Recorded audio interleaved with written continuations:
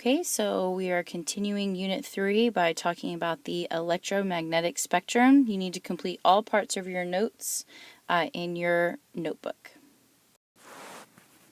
Okay, so the first thing that we're going to go over is what is the electromagnetic spectrum. This is basically a spectrum of what's called electromagnetic radiation. So radiation is a form of energy. And it's not all bad. Y'all hear radiation and think of something that causes cancer, but you have radiation that is around you every day that is not bad for you.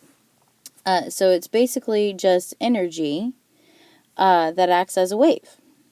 And probably the most familiar radiation that you know of is gamma rays and X-rays.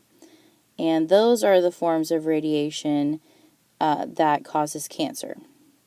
But what you need to know is that all radiation travels at the speed of light, and it has specific properties that we're going to be looking at for the next couple of days. So let's just look at the spectrum some more. There's gamma rays and X-rays. These are high energy forms of radiation. Those are the ones that cause biological damage. There's ultraviolet and infrared. These are radiation that we cannot see with our eyes unless you have special equipment. And then right here in the very middle is a very small part. This is the only radiation that we are able to see. It's called the visible light. And basically these are the colors of the rainbow. And so you've got red, orange, yellow, green, blue, indigo, and violet. Good way to help you remember this is Roy G. Biv, which it's backwards on this scale. So this is the only form of radiation that we can see. The rest of it we can't. So continuing on to the low energy waves, we've got all of our radio waves, radar, TV, FM, and AM. Right around here is where you'll see microwaves. So you don't need to copy down this spectrum. You'll get a copy of it tomorrow. Another thing I want you to notice, as we go towards the low energy end, that's when our wavelength gets bigger. That's the distance between two waves. And as we go the other direction, energy or frequency of the waves increases. And so we're going to talk about the relationship between those two properties on the next slide. Okay, so looking at the electromagnetic spectrum, there are two properties that you need to be familiar with, and you need to know the relationship between them. So the first one was energy and frequency. Frequency is just the number of waves per second. So I'm going to put a slash, that means per second. And that's represented in the formulas as a nu, which looks like a letter V. And we measure frequency in the form of hertz. This is a new unit, and it's just a capital H and Z, named after a man who studied frequency. And then wavelength is exactly what it sounds like. It's just the distance of between the waves, just how big the waves are. And this is measured in meters. So that's an SI unit that you guys should be very familiar with. And it's represented by something that looks like this. It's called a lambda. And that is a symbol for wavelength. So what you need to know is that they have an inverse relationship. Inverse means that if one goes up, the other one is going to go down. And we see that relationship in the equation that has the speed of light, c equals wavelength times frequency. We are going to use this formula starting tomorrow and for the next couple of days. That it displays the relationship between wavelength and frequency. Okay, so how does the electromagnetic spectrum connect to atomic structure? What does this have anything to do with a chemistry class? So you should recognize this picture here. This is the Bohr model from the atomic theory video. What Bohr did is he studied the emission spectrum of the hydrogen atom. And what he did was he would energize or excite the hydrogen atom, and when he did this, it would give off a bright light. He would shine that light through a prism, and he noticed that when he did this, he didn't see the full rainbow. He did not see Roy G. Biff. He only saw particular colors. And so it was giving off energy in the form of electromagnetic radiation, visible light, but it would only give off specific colors. So he realized that those specific colors corresponded to the energy of electrons. And so he realized that electrons actually contained energy.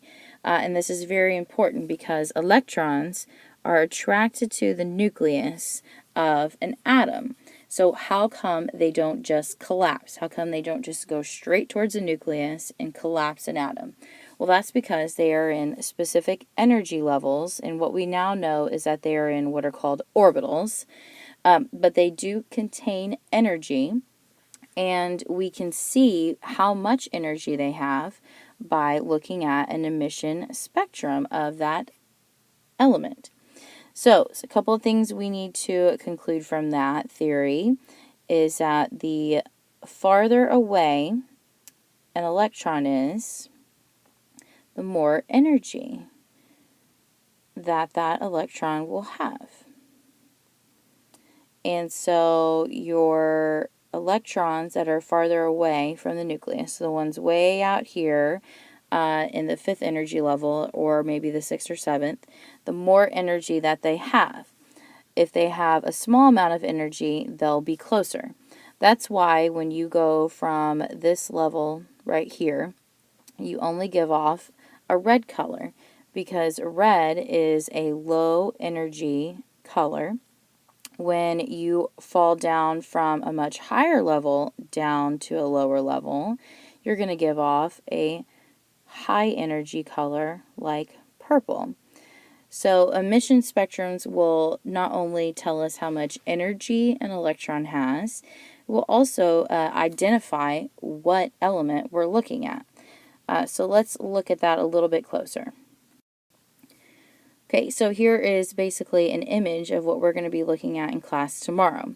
So this is a tube of hydrogen gas, H2, and it's energized. You can use a particular piece of equipment to do this. Now, there's a light being given off by this excited hydrogen when you put that through a prism. You guys have seen prisms before. When you shine light through a prism, you get the full rainbow. So he expected to see a full rainbow, but instead he only gets a particular color in each place. And so these colors right here correspond to electrons that are excited, and they fall back down in energy level, and based on how much energy they are given off, you can tell how much energy is contained in that particular energy level.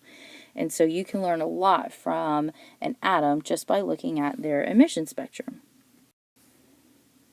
Okay, so how is emission spectra used in chemistry?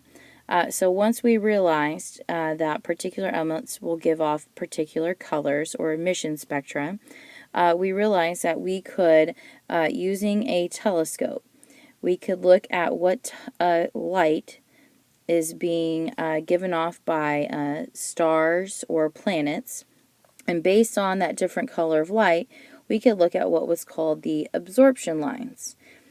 So there's an example of, here's what the emission spectra would look like. Absorption lines are basically the opposite. So it's all about what color of light that they are absorbing as opposed to emitting. And based on that, you can identify the elements that are contained in planets and stars just by looking at the different colors of light that is given off by those stars or planets.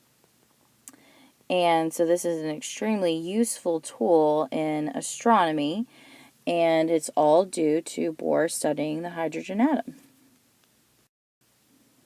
Okay, so what you need to have summarized at the bottom of your Cornell notes, you need to be able to answer what is the emission spectrum. So definitely discuss examples of that and what this electromagnetic radiation really is. And then describe what the relationship between energy, frequency, and wavelength are, referring to that formula that I gave you. Then you need to talk about how the emission spectrum is related to atomic structure. Very difficult thing. We're going to talk about that more tomorrow in class. And then tell me how emission spectra is used in chemistry.